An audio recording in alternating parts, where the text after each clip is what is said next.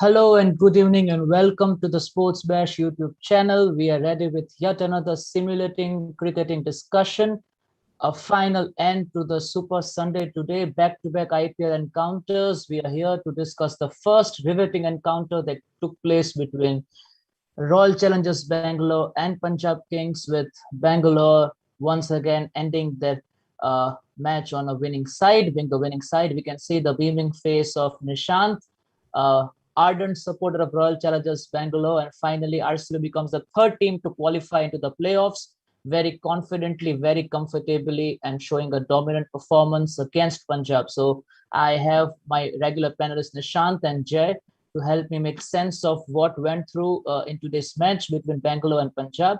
And we hope that we are able to help all out make sense of the encounter as well. So my first question to Jay, the bowling performance of Punjab, we were able to see that Moises Henriques, brilliant performance. The way Kohli was batting with Particle, a great start. And fortunately enough, it was surprising to see that the Sharjah pitch behaved like a Dubai pitch today, and on Dubai, the score was as if it was on a Sharjah pitch today. But yeah, the way Kohli and Particle were batting, I felt that they would end up on a great score. But then Moises Henriques came for Punjab and then took the important wickets of both Kohli and Particle, and then the third wicket of Christian. And great economical bowling as well, giving just 12 runs in 3 overs and picking up three crucial. If you talk about Moises started KKR, and then he went to Delhi, and then he went to Mumbai, and then he went to Bangalore, and then he played an important role in Sunrisers Hyderabad winning the trophy in 2016. And then once again, he comes to Punjab after being unsold last year.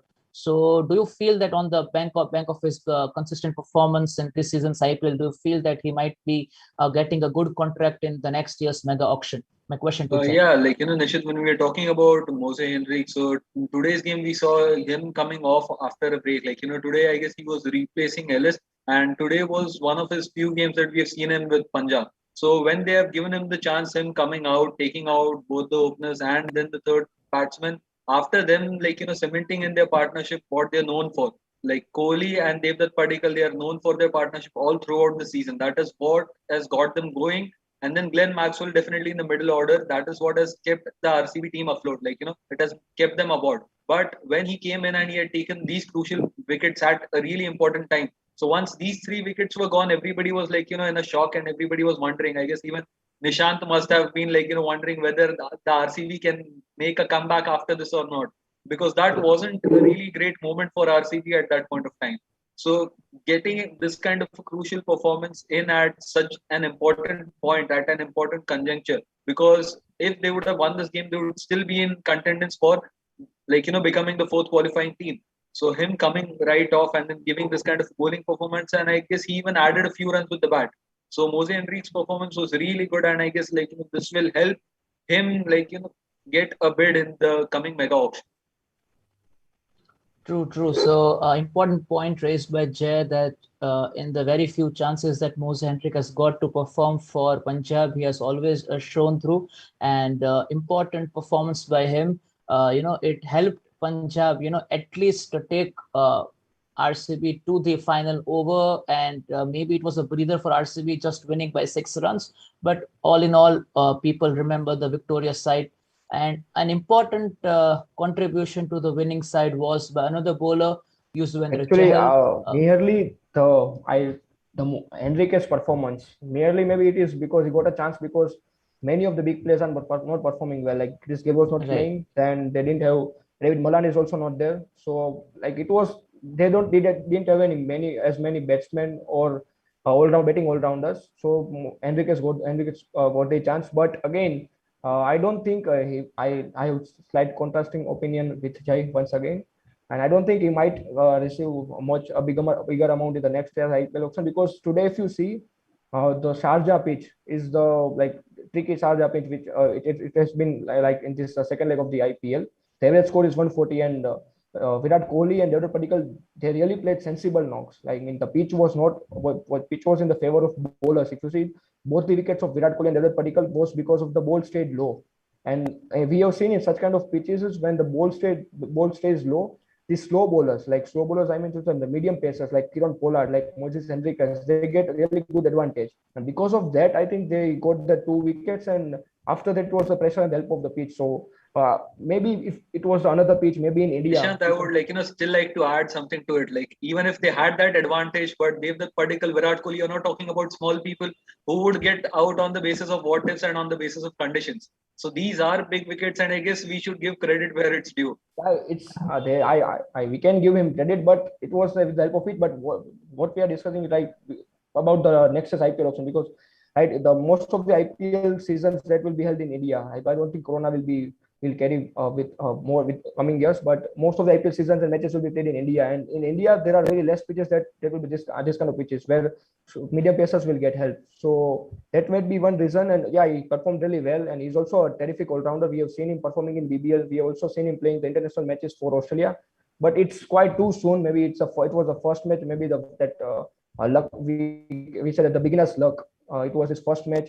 So if he keep performing in the upcoming matches, we might see him getting big amount in the next IPL season. But as of now, it's too early for me to say on him anything like this. So yeah. Right. So important point raised by Nishant. I mean, Henrique has maybe the first debut match for Punjab in this season, but a veteran in his own regard. I mean, he's 34 years old and has been playing IPL since 2009. But also, I agree on Nishant's point that he has always, he has changed a lot of franchises, but he has always been a part of a franchisee as a replacement.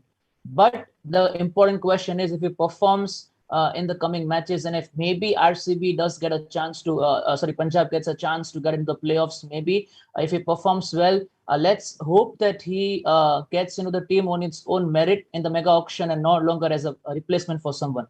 But now we talked about the important contribution of Moises Henriques for Punjab, but now another bowler who made a very important contribution and led RCB into the playoffs is Yuzvendra Chahal.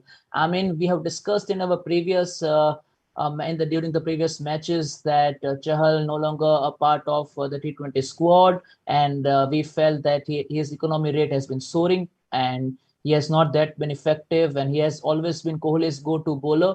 But this time he had to bounce back, and he has bounced back in fashion. He has been consistently picking up 2 or 3 wickets for RCB, and this time also not just a tad bit over 7. So not a very expensive economy rate, and also picking up 3 important wickets. So Chahal, once again, proving the selectors wrong that, you cannot just let me pass away by just bad performance here and there. I have been very consistent. So my question to Nishant, what do you feel about Chahal's performance today? And do you feel that he deserves a spot in the World Cup squad as well? Yeah, definitely. Yuzvendra Chahal do deserve a chance to be in the World Cup squad, and mainly for the reason that he has been consistent for the India. Maybe he's not in the form in the last 6 or 8 months or in the last half of the IPL, but he has performed, and he has also played in the big stages for India. He has played ICC tournaments for India, so he can handle that pressure when there is a big match, when there is a pressure game. You can also hand over him ball in the 15th or 16th over. He can also contribute. He can also perform well in those conditions. And they have chosen Rahul Chahar merely for the reason that he has that good extra pace. But when you talk about a big tournament like ICC T20 World Cup, there you need players who can handle the pressure in such situation. It's not like every time there won't be a piece of where they will be playing playing the weak lower order batsmen from other teams. They will be big players. So Rahul Chahar might not contribute that well because of his inexperience.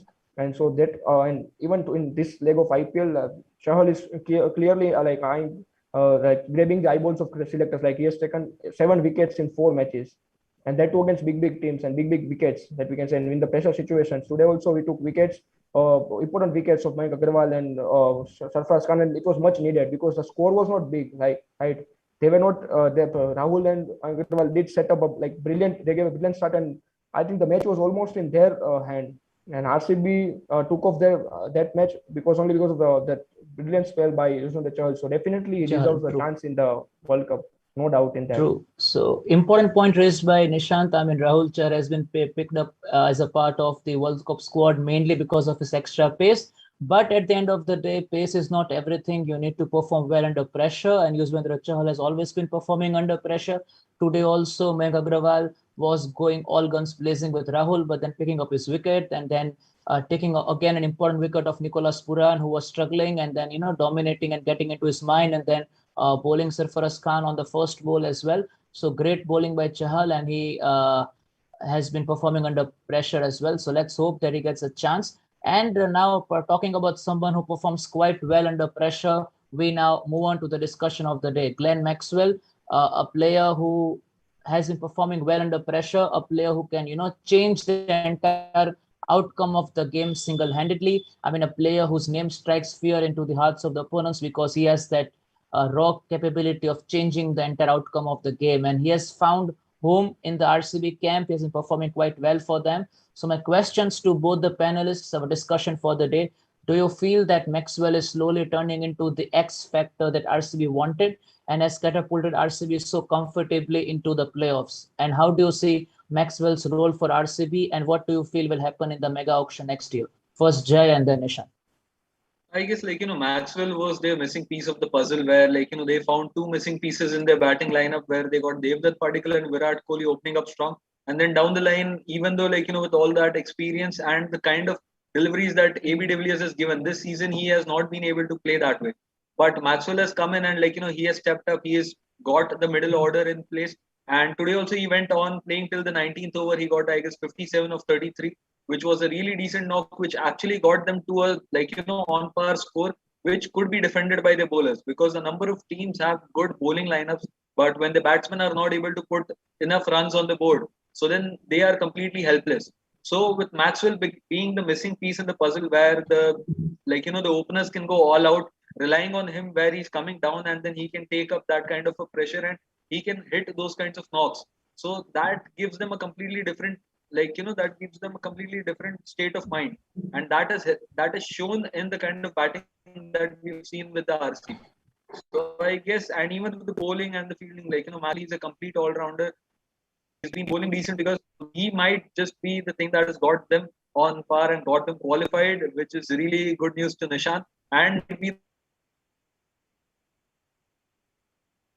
they are able to I mean, 0 50s in last season and 5 50s, and no one was expecting, even when RCB bought him for 10 rupees, so they weren't expecting 5 50s. They were expecting if he can manage to win 2-3 matches for them, it will be enough. But this is an extraordinary performance from Maxwell. I mean, this is the Glenn Maxwell of 2014 when he played for Punjab and they took them to the final. Yeah, I mean, this is that kind of innings that we are seeing from him, like responsible knocks, not that knocks when they are RCB is getting good start and he is just finishing off. He is taking it very responsibly. Even today we saw that when Virat Kohli and Devdutt Padikkal got out in quick succession, AB de Villiers is not in form, right? He's quite on a pitch of Sharjah where everyone is struggling, he played responsibly, pacing the innings, so very mature.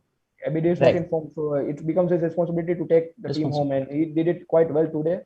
And yeah, I mean, I would like to see scoring more runs, and already scored 400 plus runs, like most by an RCB player in this season. So it's a great season for him, and I don't think RCB will let him go by after this performance. I think they will, if they get the chance to retain this player, they will surely go for him this time. True. So it will be stupid on RCB's part to let go of such a Paisa Vasool cricketer. I mean, 10 crores totally Vasool by Maxwell. And now, slowly, before we wind up today's discussion for the first match, quick trivia question for both of our panelists. It's about RCB. So obviously, Nishant will be the first to answer, but hopefully Jai takes away that answer from him. Two questions for RCB. Who was the first player for RCB to score a century? And then the second question is, Chris Gayle came as a replacement for which player? I mean, Chris Gayle has become an integral part for RCB, but he is a replacement for a player who got injured and then he was a last replacement. So both the questions to our panelists tonight. Answer to the first is Manish Pandey, and he was correct. First RCB as well as first Indian. Chris, which Indian led? Maybe Dale Steyn or his name starts with D, but not Dale Steyn. Okay, I don't. I guess We hardly talk about this player. He's an Australian cricketer. It is Dirk Nans. Australian Dutch cricketer, and then Gale was a minute replacement for Dirk Nans for RCB, and now integral part of RCB over the years. From RCB has been performing, and good job by Punjab to try win it. A great performance by Henrique and KL Rahul. Once again, the orange cap, but a great point made Rahul in the. He will swap a victory any day for the orange cap because he has been receiving the orange cap consecutively over the last couple of years. But a victory is something that has been, quite elusive for the Punjab Kings. But obviously, RCB now the third team to qualify. And do join us on the Sports Bash channel. We'll be coming live once again to discuss the second match of the Super Sunday, which happened between Kolkata Knight Riders and Sunrisers Hyderabad, and which increases Kolkata Knight Riders' chances to come into the playoffs and join RCB there. So do join us there, and do like, share, comment on our videos, which will motivate us to bring more such videos for you. Comment if you want us to discuss a particular match, a particular player, and we'll surely do that. So till then, it is me, Nishit, signing off with my regular panelists Nishant and Jay. Good night. See you all.